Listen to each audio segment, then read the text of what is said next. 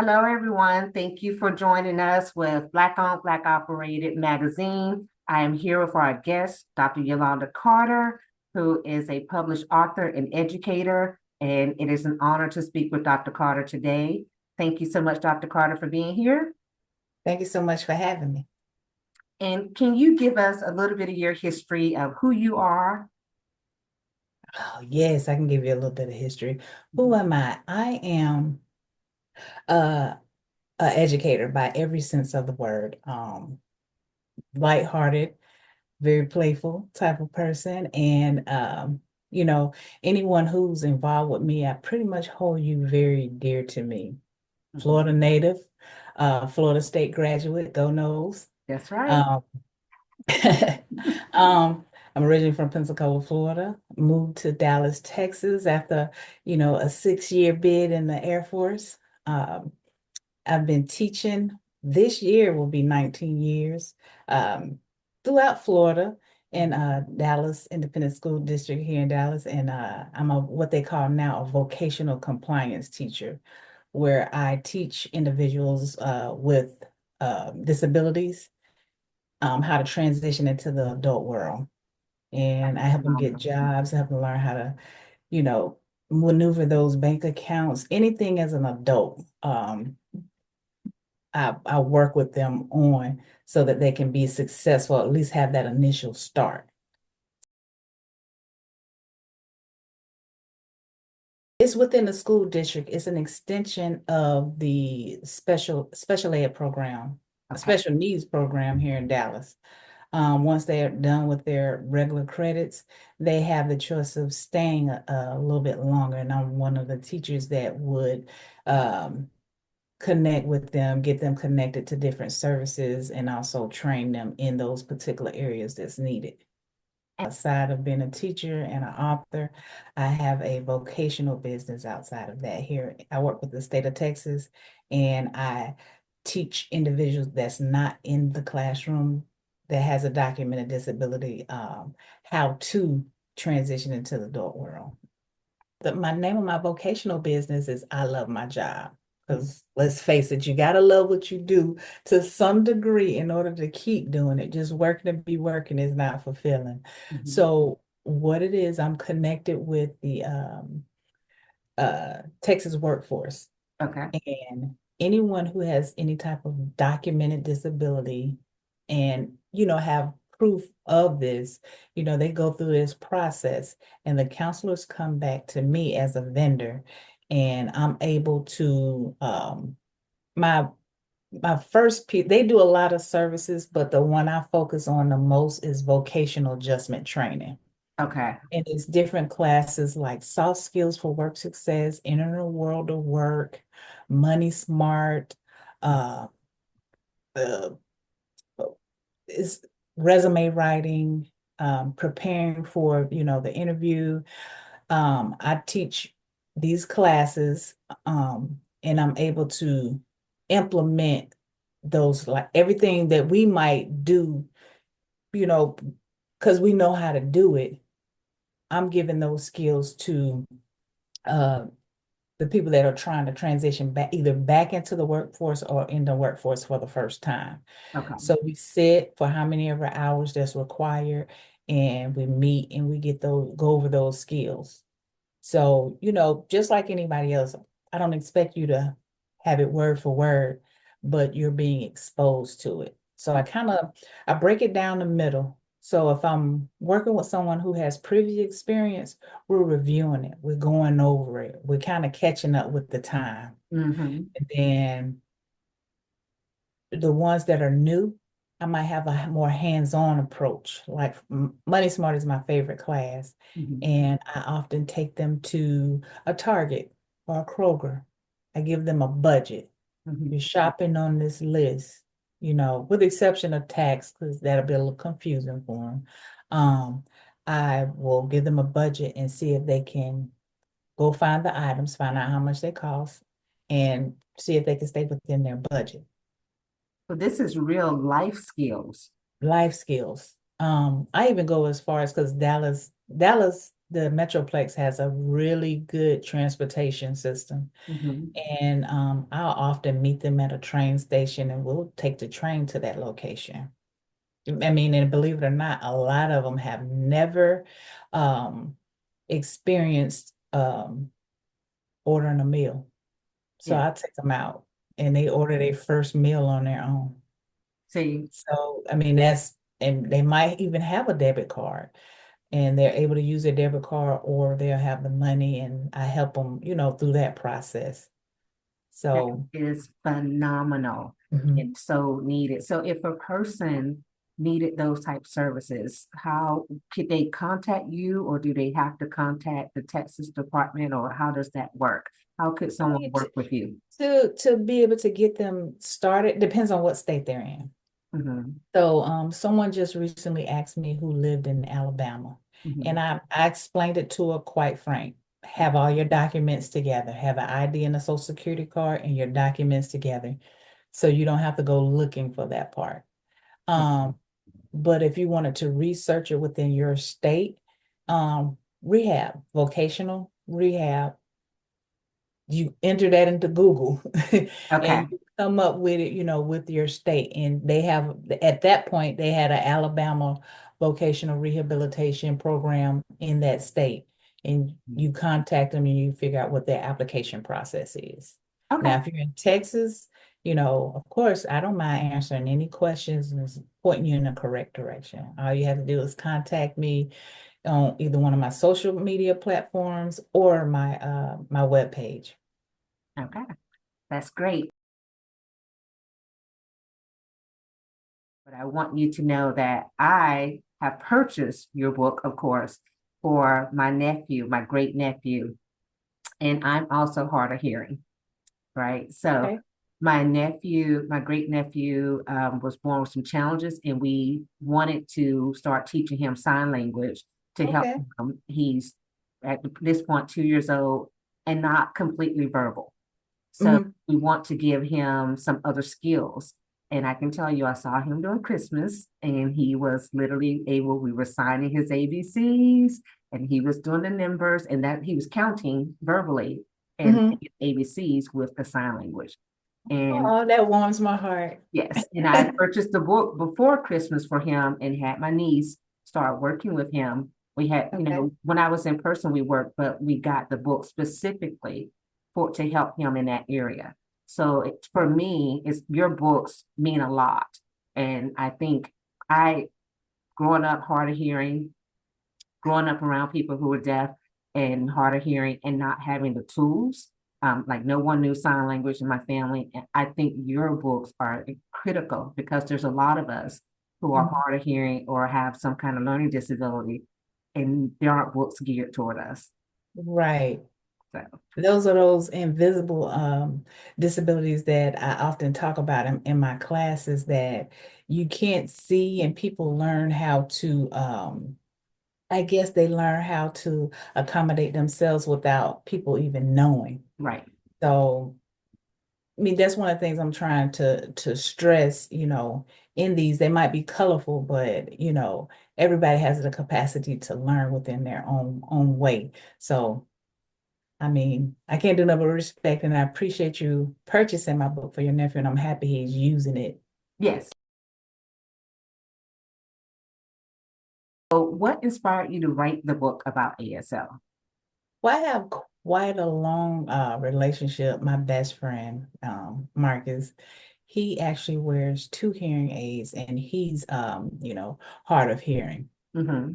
And although he doesn't sign, I just admired how he accommodated himself. And he Mm-hmm. became a father, he became a entrepreneur, he went on to get his master's. And Mm-hmm. I just wanted to take his story and I wanted to uh, utilize it in a more colorful manner, more so than, in a novel or a how-to type of book. I Mm-hmm. wanted to add color to it because Right. he is a colorful person.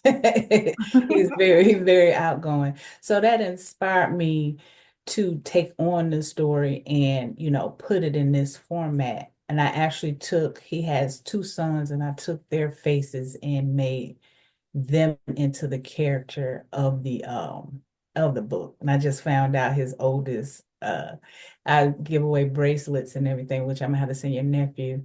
Um, he doesn't take the bracelet off. He says this is his courage badge. So Oh, that that's that made my beautiful. heart smile too. So Do you have other people in your circle who are deaf, or do you work with the community? with having students, I've had the opportunity to experience, two or three throughout my span as a teacher, but one hit me recently, probably the past 2 years. Mhm. The building was under construction and everyone was kind of in the front hall type of situation, and I got really close to him. And Mhm. I found out that he understood sign language, but his reading was off, if that makes sense. Yes. Um, and I wanted to be able to communicate with him. So that pushed me to want to learn a little bit more. Mhm. So it's a combination. I would say it's a combination. It's my best friend and the work that I do 9 to 5 every single day, being able to communicate with those that, do have either they're deaf or they're hard of hearing. Right. Right. And that's good. I think that's what people don't understand is sometimes you have someone who does have a disability, and if you don't make the effort to assist them, you are not able to help them in other areas such as reading. But if you Hmm. speak his language, Right. you could help him in this other area. So Mhm. that's awesome. As an individual, it's a totally different type of respect. Mhm. So when I'm talking to someone that I know may have some type of hearing deficit, I make sure I enunciate my words. I'm facing them and I'm giving them eye contact. Mhm. So that if they can't hear me, they can read my lips. You Right. know, it's just that type of thing. So we always have that eye to eye contact. Um, and me as a person, as a writer, it slows me down and it makes me think, okay, I know if I put this on this page, I'm limited to a certain amount of words. So it makes me choose the topic that I want. So if I'm doing alphabet, that's what I'm focusing on. If Mhm. I'm doing the introductory words, that's what I'm focusing on. If Mhm. I'm doing numbers, that's what I'm focusing on. If I'm Right. doing family, that's what I'm focusing on. So that you can focus on whatever you can pick up those words and you know what category they go into, what area they go into. And so when you're recalling it, you're able to, okay, this is, one, two, three. Right. You're being able to put those in those different categories to be able to remember it. And Because my big thing as a teacher is retention. If you yes, can't recall it, then either you weren't paying attention or I didn't teach it very well. correct. Correct. So And I I want to ensure that, I'm teaching it so that you're able to understand it and utilize it in a proper manner. I think my audience is very broad. There's when I'm doing my forms, they always ask me that exact same question and only give me one option. Well, Mhm. by the looks of it, it looks like children. Mhm. But when you open it, it's for everybody. So even for the oldest person that would like to learn, you can go into the first book and pick up, the different signs, for your sight, you know, touch, taste, smell, those things you don't know. Right. And then when you open up the coloring book, you're literally learning, A through Z. Yes.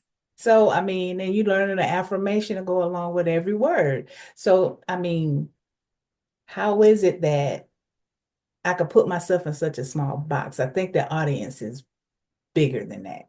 And I don't want to change what it looks like because I still want the attraction of the child. because that, those sponge states, that's what we want to catch them at. But I Mhm. also want adults to be comfortable enough to come get it and learn from it as well. So I see your book as broad as well. And I see it for what you said, but I also see it because I know that a lot of adults have not finished high school. A lot of adults have Mhm. hearing problems. And they, of course, need to learn how to communicate in a different way as they're losing their hearing in Mhm. later stages. And just for me, also the affirmations is so important. There's a lot of people who need to slow down. Coloring is a good tool. Mhm. You're learning a skill with the doing the sign language, and you're reaffirming something that's positive. So there's a Mhm. lot of women can use this, right? A lot of Right. men can use this, and Mhm. then they can also communicate with another group of people, Right. Mhm. because you never know if you're going to be in a situation. So I think your book has a broad scope of people as well. Mhm. So for anyone who's watching this, remember it's not just for children. Don't just have one book, right? Yeah, I have my book. Mm-hmm. This is the first one, Jackson the Mighty Four, which he's letting everyone know how he teaches. He learns through his other four senses. And also have my coloring book. And it's an affirmation where you're learning A through Z, and there's an affirmation that goes along with each one. Mm-hmm. So those are the two I have out now. And those are available. How Those are available if you go to my website, www.drcarterandjax.org. You can click on buy now, my buy now link, and it'll lead you directly to my online store. awesome. So, which is phenomenal. I encourage everyone to get the books, get both books, and I know you're going to come out with more books. That's in the process now. How do you see it, ASL itself, as being a gateway or a good tool for people in society itself? I think it will open it up for people that might be more qualified for a job. Um, their skill set has nothing to do with, their ability to hear. If you know how to do a task, you know how to do a skill, you know how to do a skill. I don't care what you have going on. Mhm. Um, so I feel like if the message gets out there enough, um, I think it would be a very productive and positive, just like learning any other language, Right. productive and positive. That way you bring in more people in that might be more qualified for a position, for whatever it is we have going on. Somebody's just knowledgeable in that particular area. And my plan this go around is, we got big aspects, we got goals and dreams of 2025. So my goal is to reach out to my district and see if I can get it out through my district. So hopefully, that does pan out. I wanted to bring along one more book before I did that, but I think I'm gonna go ahead and I'm gonna go for it. I'm gonna just jump off and do it. And this is a question I had here, which I think is kind of important. If your book were adapted to another medium, such as video series or interactive app, how would you envision it? Because I could see your book being something like that, to where the kids can follow along as somebody's coloring kind of thing. But how do Mhm. you see that happening at any point? I do see it. One of the things I want, what I've noticed, especially with sensory and special needs kids, kids that require a little bit more extra, having those things that they can touch. Yes. So I'm looking at some interactive things that that can be ordered, and they gotta love their parents. So when they're in the kitchen, on the refrigerator, they're doing some type of visual thing that they can touch, for those initial phases, Mm-hmm. even if it's just spelling something out. So I envision that. I also envision some type of video. Maybe not me per se, because I'm a little bit camera shy, maybe creating Jax on that platform where he's talking, he's signing everything out. That would be And phenomenal. eventually move myself over into the technology because I know that's where the kids are these days. You know, you download an app, they're entertained forever. Yes. So I do envision that, but I'm old school. I won't tell my age, but I'm old school. And I feel like how we learned back in the day will always be the foundation of how we learn. So if I put something in your hand outside of a phone or iPad, I expect the same results, but even better. Yes. So I want I want to go back to that particular platform so those kids have something in their hands. My schedule on Instagram and Facebook, and I'm at Dr. Carter and Jax. That's me. You'll see my little logo and my face and Jax hanging around my neck. um, I'm on those two platforms, and I post my schedule pretty much every Sunday. Mhm. But I do have one event coming up at the end of this month in my local area. At my local Kroger. So I'm looking forward to actually getting in my neighborhood and doing it because normally I'm in Dallas, but Mhm. my body is located in Forney, Forney, Texas. Okay. Bobo is the name of the magazine. That's what I call it. It's for Black owned, Black operated. So do you find that it's easy to connect with other Black authors? Because I saw something you posted about other Black authors. Yes, they're really receptive. The first event I ever did, I connected with this young lady, Courtney Kelly Books. Mhm. And I've actually met with her a couple weeks ago, right before the new year. And I was able to, because I wanted to reorganize some stuff within my brand. Mhm. And she gave me a lot of snippets that I'm working on now to get some things corrected. So I'm able to, reorganize and get, get some more traffic and get more business and get my brand out there quite a bit.